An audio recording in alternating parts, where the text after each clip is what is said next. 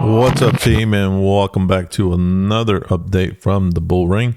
So if you wondered what happened to the market today, well, it is news week, guys. Okay, so what does that mean? That means that this is the biggest news that the Fed is going to be looking at.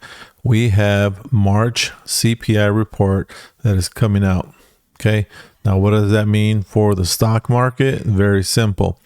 If CPI comes in at the expected number or below, that means that we are on our way to getting a 2% inflation rate, which is the goal of the Fed.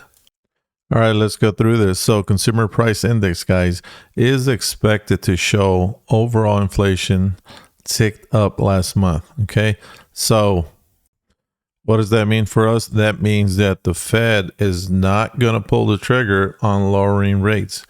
If we get one Fed cut this year, guys, is going to take a lot of things to the moon, or better yet, through the roof.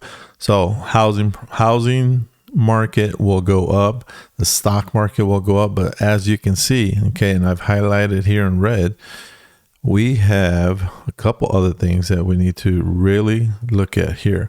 So we have had strong inflation readings for the month of January and February. Okay.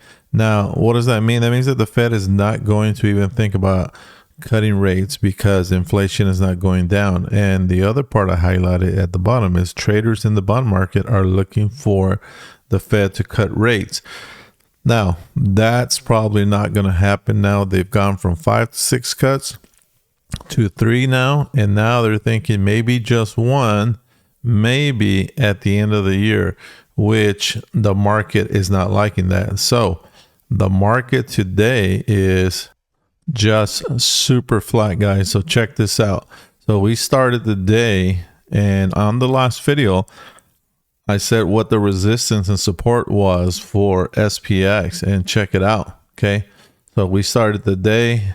We didn't even touch the old resistance line, and we didn't even touch the support line for the day. So what does that mean? That means that they're keeping everything super tight. And what you should expect from the market is that they're going to keep it super tight, especially for all the folks that are playing options. Okay. They want you to get out of your trades, and they want people who are currently holding options to panic out, because if you play SPX, then you know that when this happens with SPX, guys, okay, especially here, look at this little chop zone. Okay, I mean, they did it really good. They literally let the price stay right in the middle. You see that? So if you had any kind of trade, you were probably seeing your puts go red, and you probably got out. So let's mark this off correctly, or better yet, give you a little bit more visibility. Okay, look at that there, guys. I mean, that's really sick, you know, the way they play this. And you know, you have banks, and you're trading against computers, guys, and right in this moment here, okay, and this was from about 12:40 to about 3:30, guys. Okay, 30 minutes after the market, or 30 minutes before the market was going to close. I mean, they were really just keeping this nice and flat. So we moved a total of maybe $7 up and down with SPX. And you know what that'll do to the 0 DTEs? It's going to burn them. That's what I call it. And it's going to turn them red, guys. If you were going to enter a trade, this was it right here at the beginning. Okay. And that is exactly when I got in on my trade, because I saw that we had an upward movement, and I'll show you how I noticed that, guys. And this is about the only time I think you could have took a trade, and maybe on the way down with a put, but that was it. And let me show you what I saw.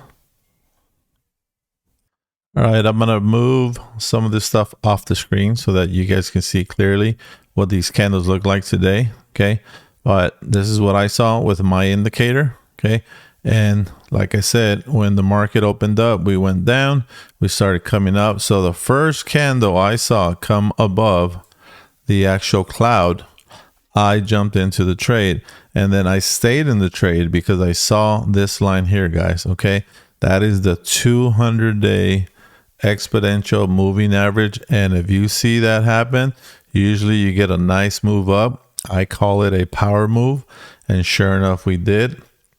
So the trade went all the way up to 52.18. Technically, the move for going up started on Friday, but this is not Friday, so I always try to wait 30 minutes before I enter a trade, guys, and this is what I saw here.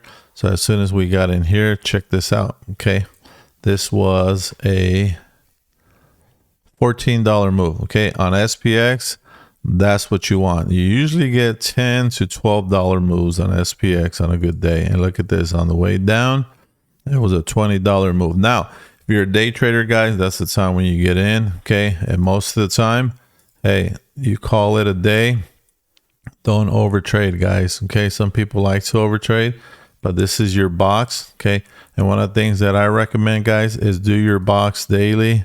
Where was the best time to enter trades? And it's right here. Okay, so you're done by noon. If you're a day trader, you should be done by noon. If you stay and you get other moves, that's great. But if you wanted to do this daily, this is it right here, guys. 2-3 hours of work, and then you're out. Okay, now what's going to happen tomorrow? Okay, well, one of the things I tell my students, guys, is who cares what happens?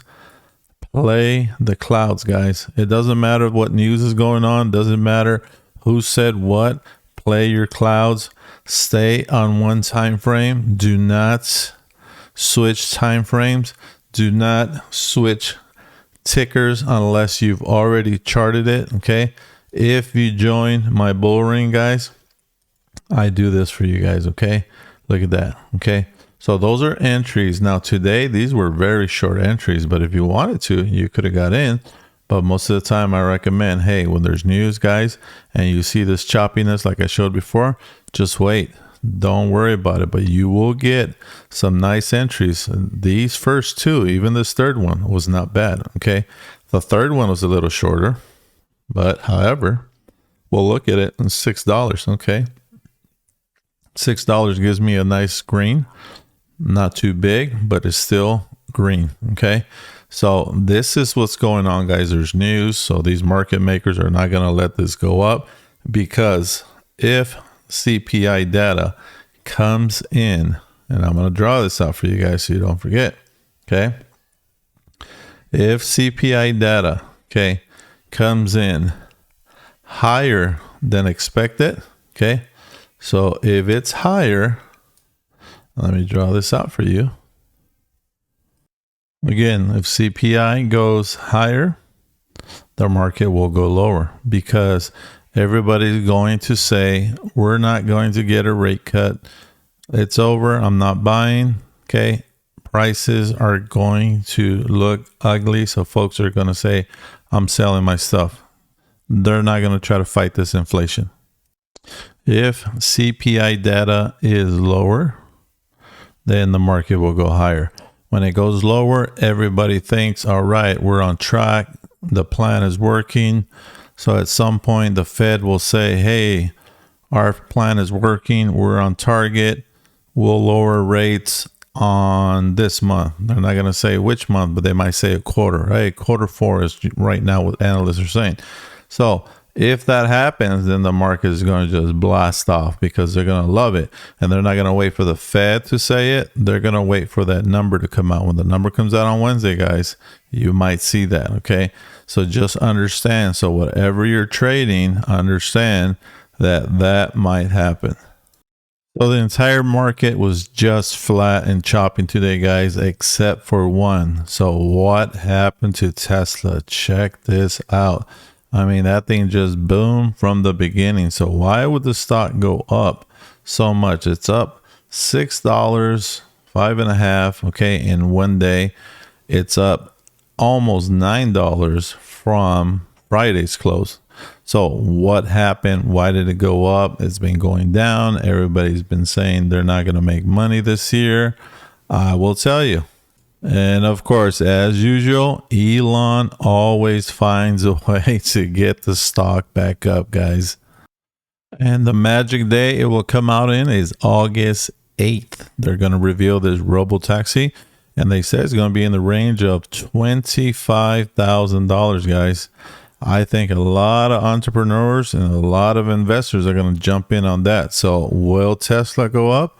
I think so. I think if that's going to make the money, then they're going to come back around and give a better guidance at the next earnings and tell everybody, hey, we're going to kill it this year and we're going to have X amount of dollars. And that's what investors like. So for now, I am bullish on Tesla. Not telling you guys to be bullish, but I am bullish on Tesla. All right, guys. So that's your update for today, guys. I'm wishing you guys a green week. And remember, okay, if you guys are finding value in these videos, do me a favor, subscribe, hit the like button. And if you guys want to get informed every time I put one out, smash that bell button, guys. And don't forget, I'm leaving you a link below, guys. I have a special on my courses. You guys can get it for $1 a day. You can't go wrong. 30-day money back guarantee. All right, take care, guys.